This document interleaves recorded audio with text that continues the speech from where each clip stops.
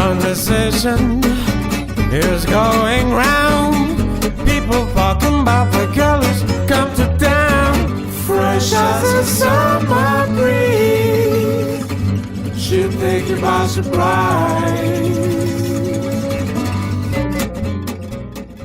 Good morning and welcome to another fabulous episode of Fresh Waves here at Whistle FM. Before we start the show, we have to give a big shout out to Reese's Market and Bakery, thanking them for the lovely muffins. I just had an apple cheddar and it was delicious. And I think my guest, Edward Nellis, sitting on the other side of the table here, is having a morning glory and enjoying it. He's got this wonderful look on his face, kind of euphoric. A fabulous muffin, and I have developed a good friendship with it. Oh, great. Well, Jay Reeser from Reeser's Market will be joining us in the second hour this morning, and he'll be talking about all the wonderful things that are coming into our Ontario farms this year, and I'm really looking forward to that because I know that with all this rain, the strawberries are going to be about a week delayed, and that breaks my heart because I'm just dying to have one right now. Anyway, we'll wait because they're well worth waiting for. Nothing better than fresh strawberries. Absolutely. Well, we're going to say a shout out to Jay Rumball. Jay, hope you're having a good morning. Good luck with all of your medical appointments today. And thank you, James Harlow, for stepping in for Jason Rumball behind the board. 'Tis my pleasure, Brenda. Anytime you want. Really? Well, I love open-ended statements like that. Don't you, Edward? No, it just, the sky's the limit. Brenda is now scribbling down something on a pad of paper. I know dates. I see dates going down. Time and date. You know. Well, honestly, we have a great show. The first hour, we're going to be talking about Jane Philpott's big announcement. Now, I spoke with Carol Davidson, a friend of mine who used to write the news at CTV, and she said, she's in your constituency. Why don't you give her an email this morning and ask her if she'll come on? So I did, and she is. So at 10:15, we'll be talking with Jane Philpott. In the meantime, just to give a little bit of a background for those of you who are listening, if you would like to get a hold of us and send us a question for Jane or for Edward or for anyone in the studio today, you can get a hold of us by calling the station at 905-640-1027. That's probably not the best way to get a hold of us. The best way would be to call my cell, which is 416-543-8323. Send us a text or a message of some sort. Get a hold of us on Facebook. If you Facebook us with your questions, we'll be able to answer them on air. So, and it's... I guess the best way on Facebook is Freshwaves at WhistleFM.com. So that's a simple way of getting a hold of us. That's a good way to get a hold of us. Yes, yeah, and it gives an instant response, which is always a nice thing. And there's lots to talk about, too, with the recent announcement and the strategic positioning and things like that. Yeah, so I think we're going to have a great hour filled with all kinds of fun things. We already have a couple of questions from listeners. And I guess we'll start it off, Edward, by saying that we were both at the media frenzy, because I can't think of any other way to describe it other than a media frenzy. I have never seen so many cameras in one spot. Okay, that's not true, but there was a lot of cameras. Yeah, there were a lot of cameras and radio stations as well. We were there, of course, on site, but I mean, the national radio as well. And even Radio 1 Canada, and they asked some questions in French. They asked some questions in French. As a matter of fact, after the presentation, I was walking out, and a young lady came up to me, "May we have a comment, sir? Do you speak French?" And I said, well, I did at one time. And so she asked me a question in French. And you know what? It was very funny because I saw her walking through. Yeah. And I thought, je parle French un petit peu, mais probablement not enough. So I did not say a thing. But she asked about 15 people before she got to you. Not saying anything against you. I'm just saying that poor woman was desperate for anybody who could parler un peu de français. Yeah, and with me, un peu is the operative word, because as I answered her questions in a very halting French, the most pained expression came across her face as how I was really corrupting the language. But anyway, it was a good meeting. I think if people even give it a try, it's worthwhile. I was actually quite amazed. I've never heard Jane Philpott speak French. Her French was really good, and I understood every word she said. Yes. You have a French background, yes? Oui, yeah. My family's Swiss French. Swiss French? Yes, Swiss French. So I actually went to Switzerland to learn French. Canton Vaud. Really? Yes, my father was, his family is from Villeneuve. Really? And Veto. Beautiful country, Switzerland. Absolutely. I'm going this summer. I would think that you have an affiliation for cheese then. I mean, Yeah, you've bien got the sûr. French and the Absolutely. Swiss. My goodness, Oh, what a yeah. I mean, marriage made in heaven. Yeah. Brenda's the big Raclette. cheese. The big Grand cheese. fromage. Yes. Le Grand Fromage Oui. Brenda. That's what we'll call her.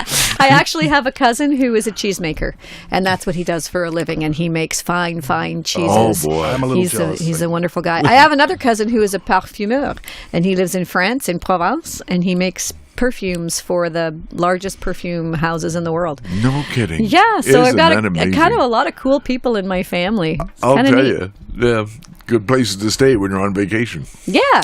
Eat some cheese, smell some good flowery stuff. I mean, there's all kinds of fun things to do when one travels and you meet family. Oh, especially Europe. I love Europe. Yeah. Yeah, me too. Well, we're going to be talking to Jane Philpott. We're going to take a little wee break now so that we can be prepared for this phone call. So do stay tuned, everybody. We'll be right back. You're listening to Fresh Waves. I'm your host, Bren Masson. We have Edward Nellis in the station and James behind the board. We'll be right back. Is Mommy going to be here, Grandma? I'm sure she'll be here, sweetheart. She's not picking up. She can't be doing this again. She already missed her birthday dinner. She can't miss the first recital. Do you think our daughter is drinking again? Problem drinking hurts families and friends, but there's help and hope. Al-Anon family groups are for anyone troubled by someone else's drinking. For a meeting near you, call 1-888-4-Al-Anon. A message from Al-Anon family groups.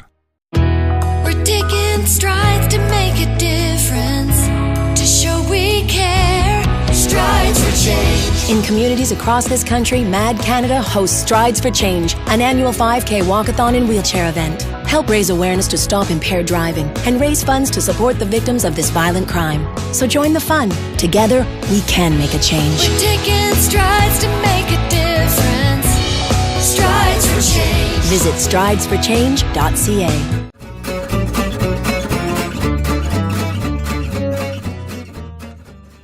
Joining us via telephone from Ottawa is Jane Philpott. Good morning, Jane. How are you? Good morning. I'm very well, thank you. You must be absolutely exhausted. This has been a pretty active last couple of days. Well, I've gotten some rest last night, but yes, we've had a couple of very busy days, but very positive days. People are responding with tremendous enthusiasm and imagination about our announcement on Monday that I'm going to be running as an independent candidate in October 2019. Well, we're thrilled, and I can't say what a great event that was on Monday afternoon. Absolutely super. Wasn't really. it fantastic? And the weather just held for you as if lovely. did you mail order that? I mean, you must have gone online and said goodweather.com, please bless this day, because it was just fantastic. Well, it couldn't have been nicer, to be out at the farm market on the 9th line and to be there with so many lovely friends and neighbors from Stouffville and Markham. And just a great gathering of people, and we had fresh almost homemade cookies and apples, and it was just lovely. I felt really supported by our fabulous community.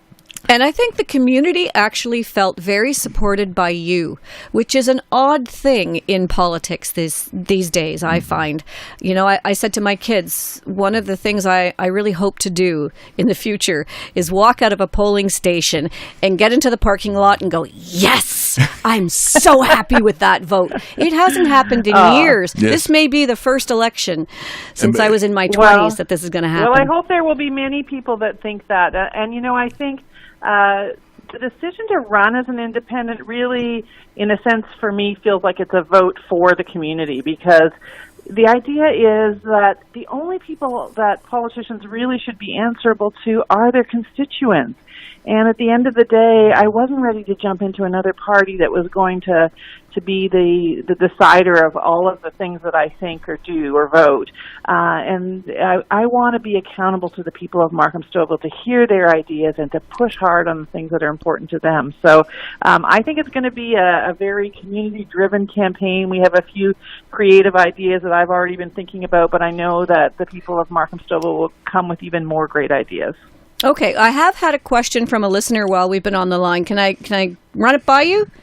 Absolutely. Okay, his name is Jack, and he said, I would gladly vote for Jane Philpott, but I will not vote for or re-elect the current Prime Minister. Can I be comfortable that Ms. Philpott will remain an independent if elected during her entire term?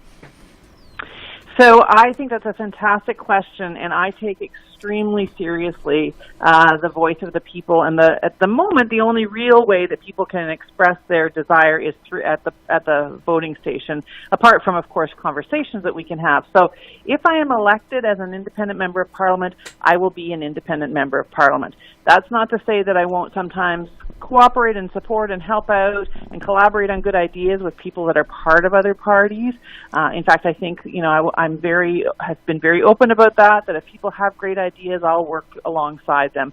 But I will be, if I am elected as an independent member, I will remain an independent member for the remainder of that period of time. Okay, now I'm going to ask you a question because from what I've seen over the last years, you are probably one of the most effectual doers I have ever seen in politics. And I love the way that you really get things done. How do you think being an independent will still allow you to get things done the way you've done in the past? Well, that's a great question, and there's no question that we don't have a really great model for what independence can do because there haven't been that many so far in Canada. But other countries do elect a lot of independent members, and I have some ideas about how I'm going to be able to push on a number of levers. We also have the possibility that in the event that there may be a minority government or what some people call a hung parliament, that sometimes independents can wield a disproportionate amount of power because it may be that a particular party needs the support of an independent to be able to command the confidence of the House. So that would give me an opportunity to remain independent, but to be able to say on good ideas and good policies, I could I could vote with another party, potentially. So it's a little hard to say how it's all going to play out, but you're right. I want to get things done, and people who know me realize that there's no way I'm going to be in Ottawa unless I'm working hard to get things done and to push on the issues that are really important in every possible way that I can. Okay, great. Edward? I believe during your remarks, Jane, at the meeting at Reeser Farms, you alluded to the Parliament in Ireland having 12 independent members, in fact. Well, actually, the Republic of Ireland has 18 independent members of Parliament, comprising then 12% of their whole Parliament there. So it's a pretty high amount.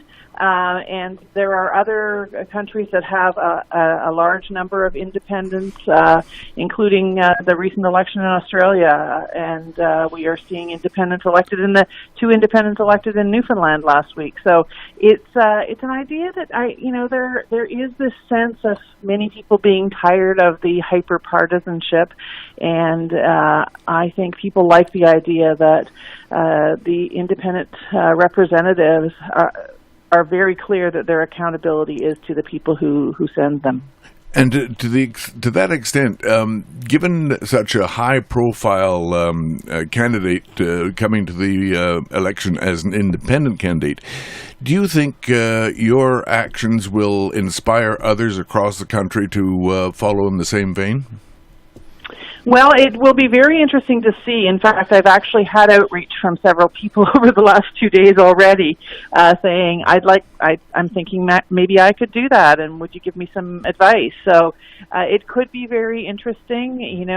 There's actually, I didn't even know this until yesterday, but a really wonderful mental health advocate from Nova Scotia announced his candidacy as an independent candidate 10 days before I announced mine. And I know this fellow, his name's Mark Hennick. He's a good guy. So I think there's a bit of a buzz around this, and maybe it will really be part of the work that we need to do to re-energize democracy and make sure that people feel that they are really well represented. Wow, I'm just thrilled. I think this is going to be an exciting election. Politics can be so much fun, and this is going to be a fun election. And your kickoff. Well, it is. It is. Your kickoff at the meeting was tremendously successful, and your team is going to start canvassing right away, I think. We're having our first canvass on Saturday. We're meeting at a really nice little spot down in Markham called the Village Hive. And if people want to get involved, I've got a website, janephilpott.ca, that has info about that. So we're going to get out there and find out right from the beginning, what are people thinking about, what issues are important to them, what questions do they have, and try to even do a whole new model of what does that door-to-door piece look like, so that it's very interactive and respectful of the people of Markham-Stouffville. And so if somebody wants to join your campaign, the most effective way of doing that, Jane, would be to go through the website. The website should have all the information people need, and there's a way to, make sure that people can provide comments or questions on the website. And, we'll try to make it better and better all the time based on the feedback of folks who go there, but it should have all the basic info. Mm-hmm. And I guess you have a little bit of a plan of what you're going to be doing in Ottawa at the present time. So you'll have a little bit of background as to knowing how you can make things work in Ottawa as an independent. Exactly. So there are great opportunities as an independent. Yesterday I spent a fair bit of time at committee working on amendments for a bill that's moving through the House. Last night I spoke in the House of Commons on a motion around Mennonite Heritage Week, and as you know, Stouffville has a great history of Mennonite contributions, so I talked about that in the House of Commons last night. So I don't think there will be any shortage of ways to be able to have the voice of the people of Markham-Stouffville heard. That's terrific. Well, thank you so much for joining us this morning. We really appreciate it. We understand how busy you are, and it's great that you could talk to us here in good old Stouffville on the community radio station. Well, keep up the great work at Whistle Radio. Thank you very much. Congratulations, Jane. Okay, many thanks. Bye-bye. Take care. Bye for now. All right, guys, so let's go to break then, shall we? I guess we can. It's you're listening you're listening to Fresh Waves. I'm your host, Bren Masson. We've got Edward Nellis in the house and James Harlow working the board today. We will take a really quick break, and when we come back, we're going to start our discussion.